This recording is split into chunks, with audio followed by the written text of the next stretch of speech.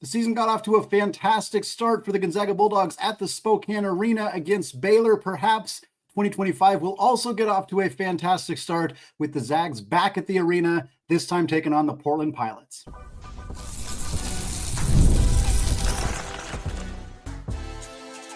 You are Locked On Zags, your daily podcast on the Gonzaga Bulldogs. Part of the Locked On Podcast Network, your team every day. What is going on, y'all? Happy Thursday and welcome into the Locked On Zags podcast, part of the Locked On Podcast Network, your team every day. I'm your host and longtime Gonzaga podcaster, Andy Patton, here to bring you news and updates on all things Zag athletics. Well, we're going to meet tonight's opponent, the Portland Pilots. They're having another tough season under Coach Shante Leggins. We're going to talk about what we've seen from this team, what we want to see from Gonzaga tonight as they return to the Spokane Arena for the first time since the season opener against Baylor. We're also going to take a look at the Zag women's team, who is taking on Portland at the Chiles Center in Portland tonight as well. The Pilots, not so great on the men's side, but much, much better on the women's side. We'll talk about what that game means for Lisa Fortier and her team coming up to close out the show. But let's start on the men's side. Gonzaga hosting the Pilots at the Spokane Arena on Thursday, 6 p.m. Pacific time. The game, as we saw with the Pepperdine game, will be on ESPN Plus. For those of you outside of the Seattle and Spokane media markets, it'll be on KHQ in the Spokane media market, and then on Fox 13 Plus for the Seattle market. Seems like we've kind of hit a bit of a rhythm with those games. I know we had some concern earlier in the season with some games that were blacked out when they shouldn't be. I know it was quite stressful for folks trying to watch the games and not knowing where they were going to be, but hopefully this pattern continues throughout the season and we continue to have success there with being able to watch these games on ESPN Plus for folks that are not in those two major media markets.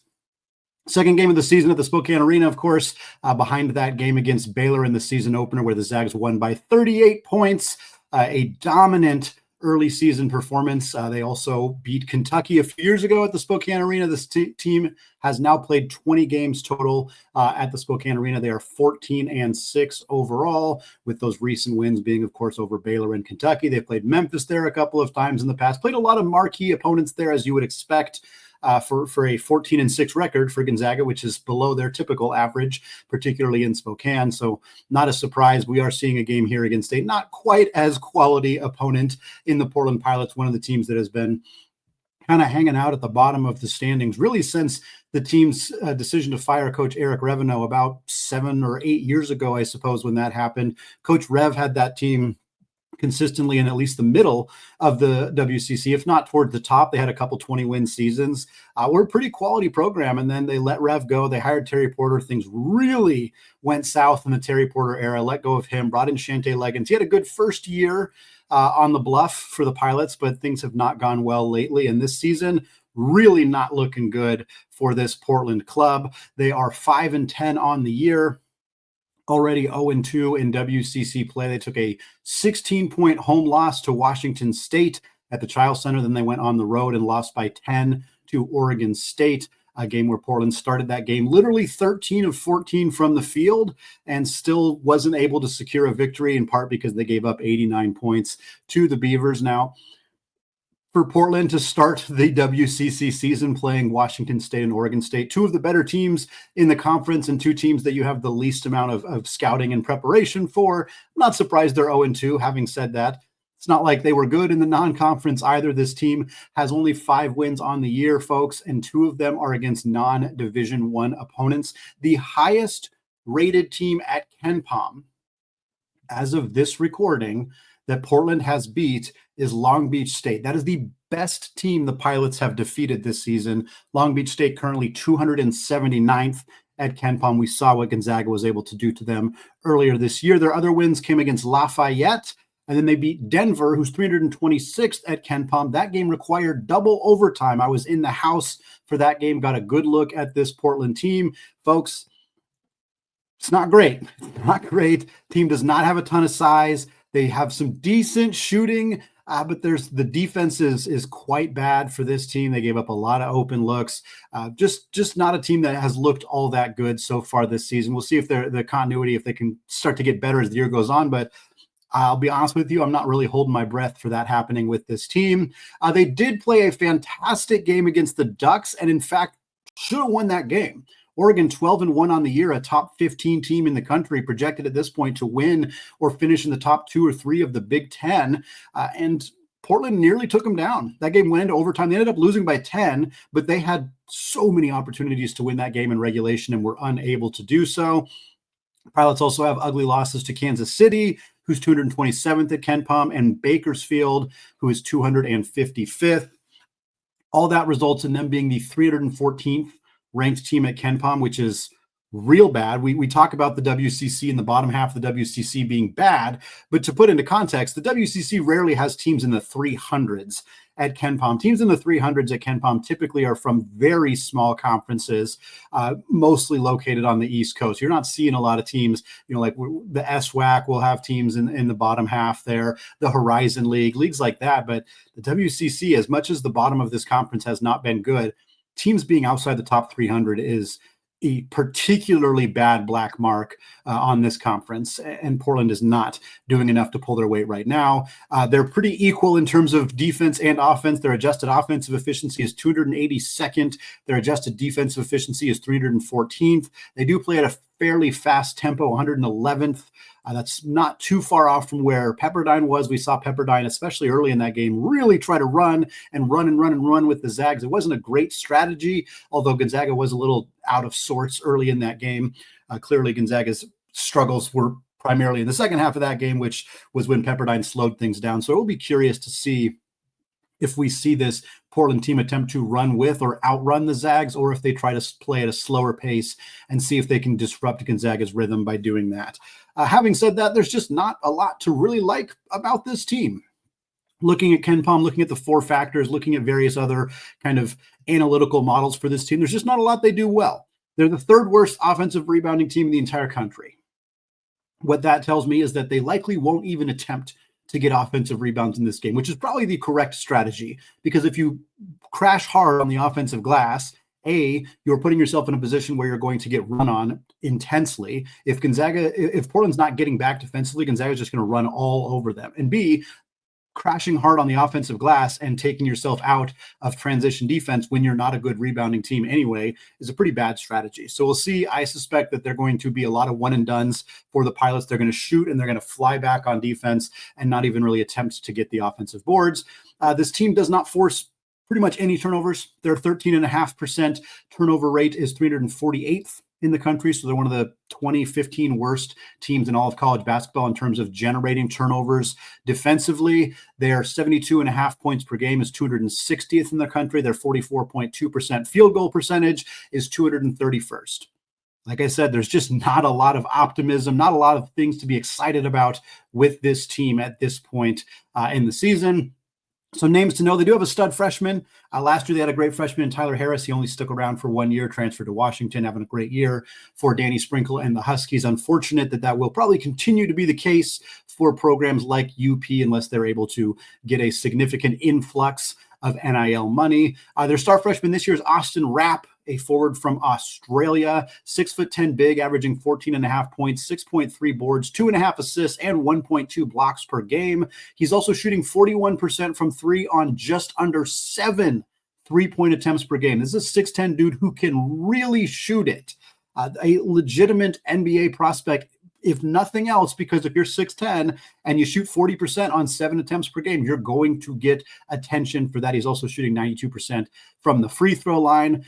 Senior guard Vukasin Masic is a returner for this team. He was there last year, started every game. This year, he's been kind of in a hybrid starting 6th man role. He's still second on the team with 10.2 points per game, 3.5 assists, about 3 boards as well. He's only shooting 31% from 3, but he shot 40% from 3 last year, so wouldn't be surprised to see that start to trend up for him.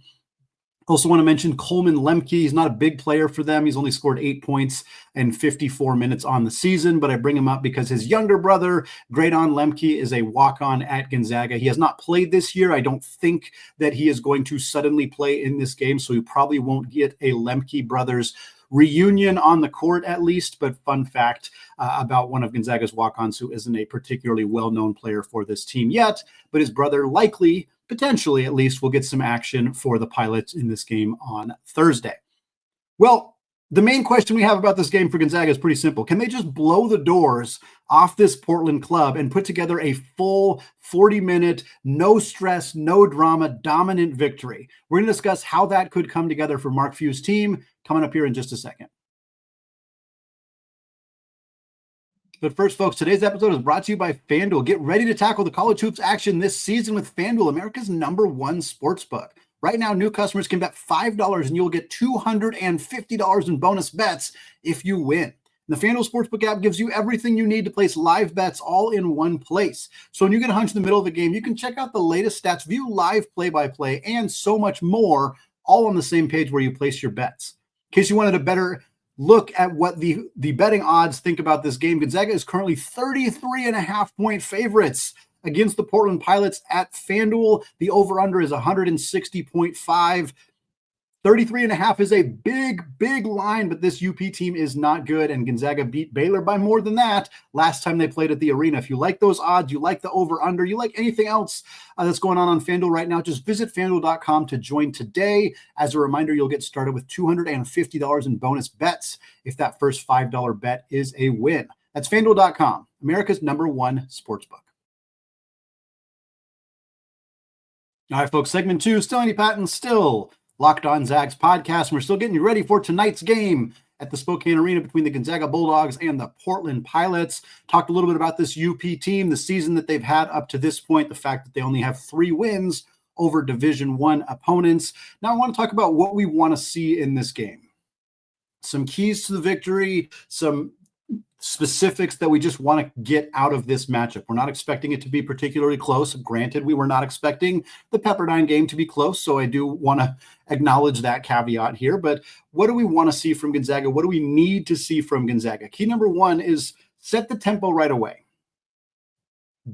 Enforce your will on this basketball game.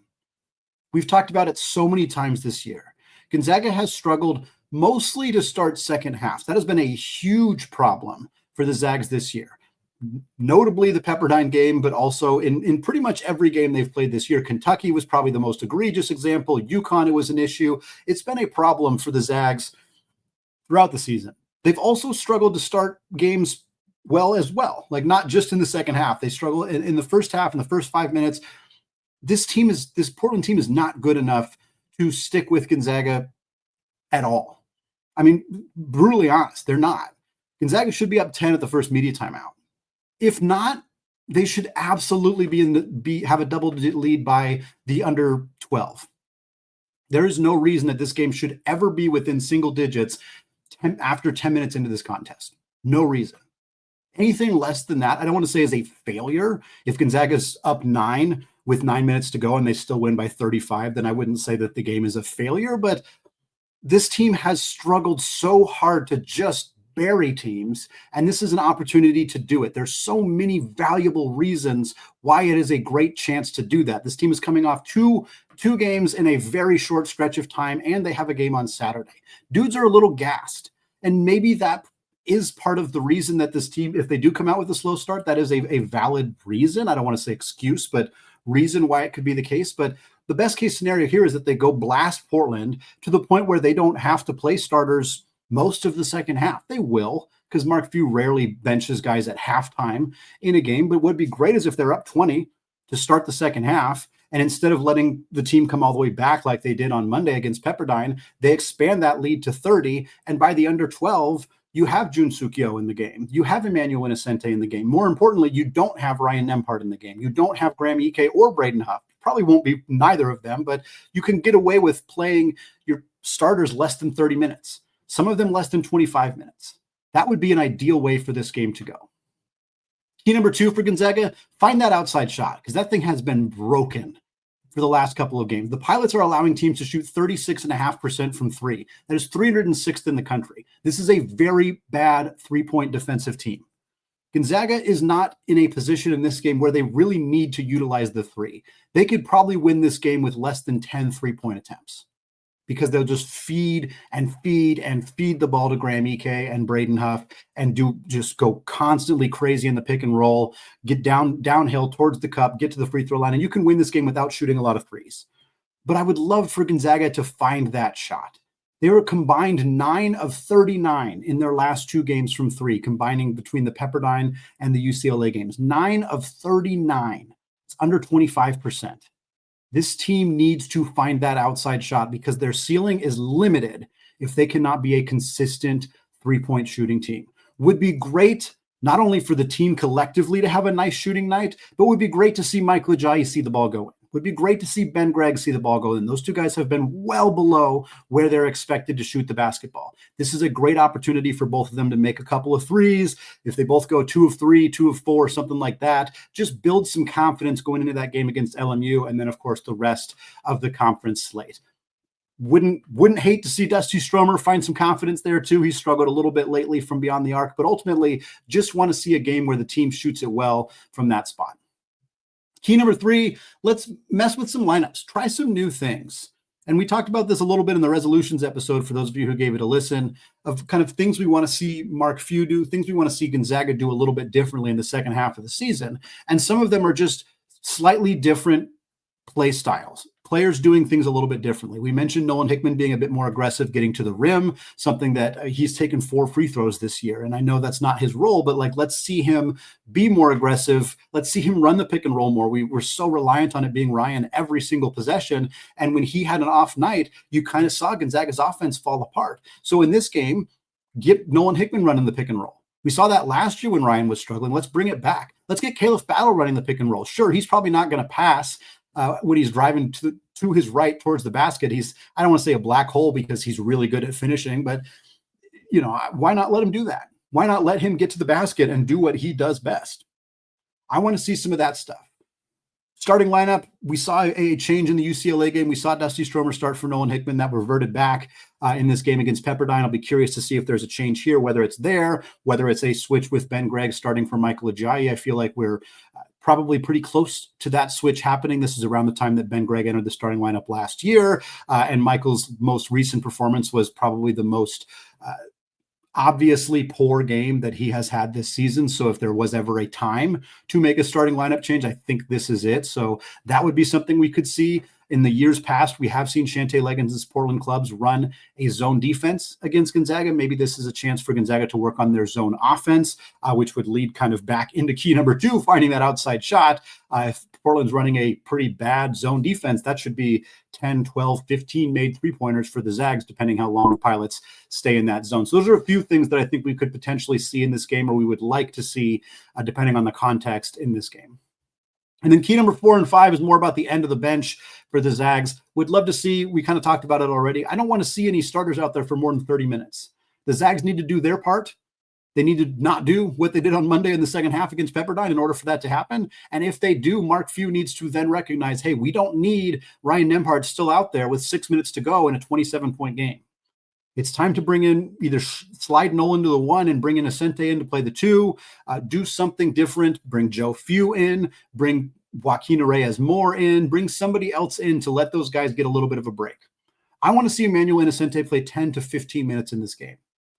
We have seen him really grow into a very small role, but a role that he is showing a lot of confidence in as a on-ball, right in your grill defensive player. He got a crucial turnover against Mo Odom late in the game against Pepperdine. He had a critical 3 against UCLA late in the game. He is showing that if you give him opportunities, he will take advantage of them. But we've only seen him in 45-second snippets. Let's see him for an entire stretch between media timeouts, or two consecutive stretches, 8 minutes, 12 minutes in the second half. Get him really to stretch his legs, to show some more on offense, to play make a little bit, because he's going to have a bigger role next year. He's not going to be a 30-minute per game starter, but he's going to have a bigger role, and getting him opportunities to get game reps is crucial for him being ready to hit the ground running next season. And then finally, we talked about it already, return to the walk-ons. I don't think we'll see Graydon Lemke.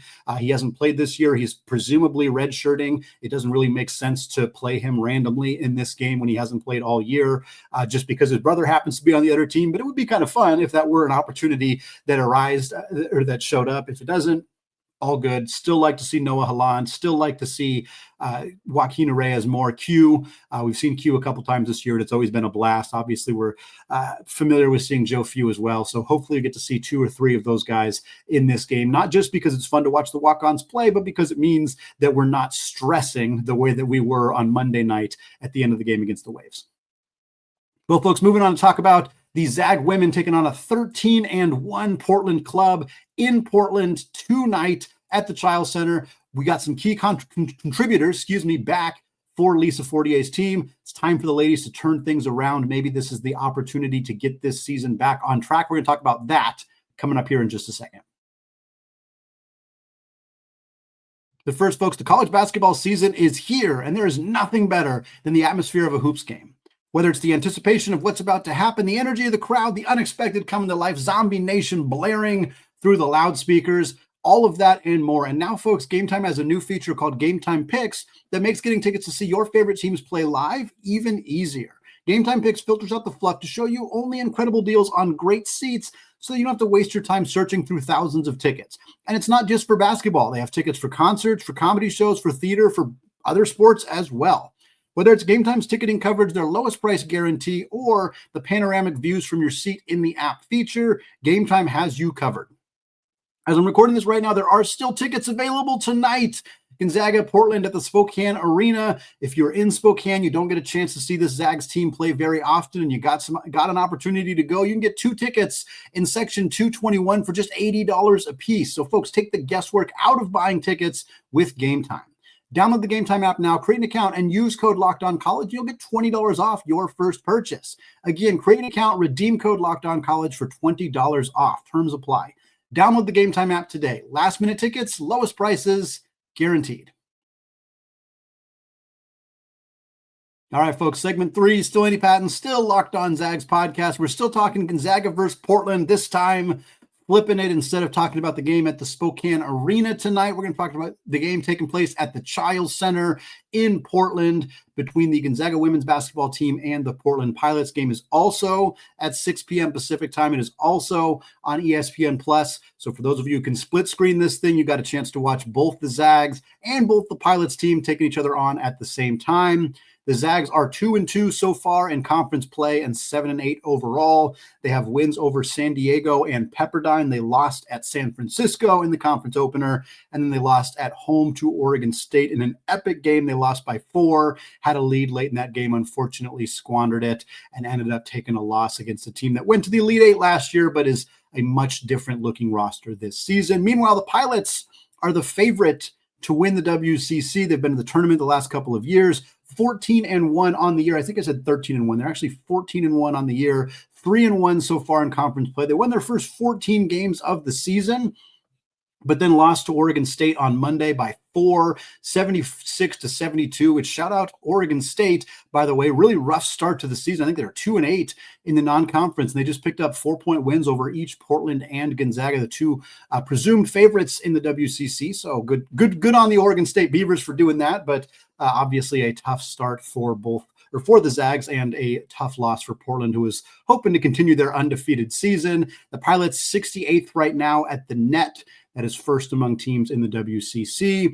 They've played 2 road games in conference play against LMU and Santa Clara and obliterated both of them. They beat LMU by 35 points on the road, beat Santa Clara by 27 on the road, played Pacific at home and won that one by 13. They're averaging just over 80 points per game as a team, 46.5% from the field, 34% from 3. This is a very, very good offensive team for the Pilots. They're a balanced team as well. 2 players over 16 points per game. Emma Shearer, 16 points, 2.5 assists, 2.5 steals, shooting 39% from 3. Macy Burnham, 16.5 points as well, 5 boards, 2.7 assists. She is shooting 41.5% from 3. This is a very, very good team. They have multiple ways to beat you, multiple outside shooters. Alexis Mark averaging 11 and 7 in the front court, also averages 3 assists and 2.5 steals per game. They get a ton of steals, force a ton of turnovers, shoot a lot of threes. This is a tough team,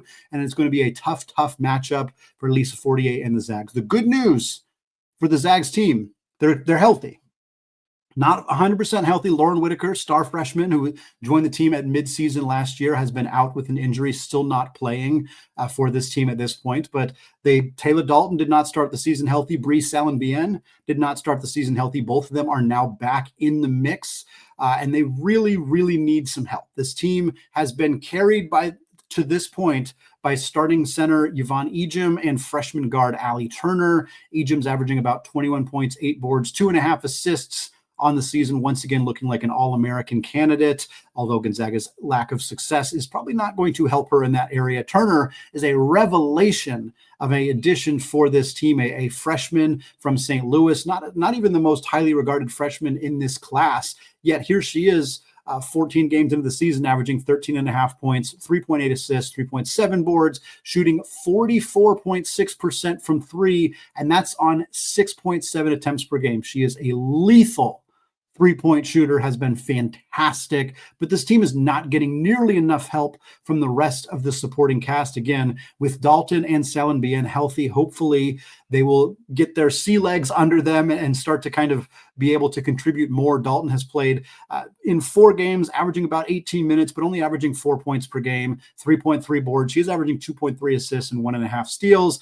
As she gets more, this is a player who was a 4-year starter at St. Mary's, was a huge contributor for them for many years. So certainly a player who can contribute more than what we've seen from her in her first 4 games. So hopefully that is something that continues to develop as she gets kind of her back into game shape. Salenbien's only played 1 game, played 8 minutes and scored 5 points in that game, but she was one of the most highly regarded high school recruits that the Zags have ever landed, has been dealing with significant injuries for the last couple of years. Getting her back and up to 100% would be a massive midseason addition for this team.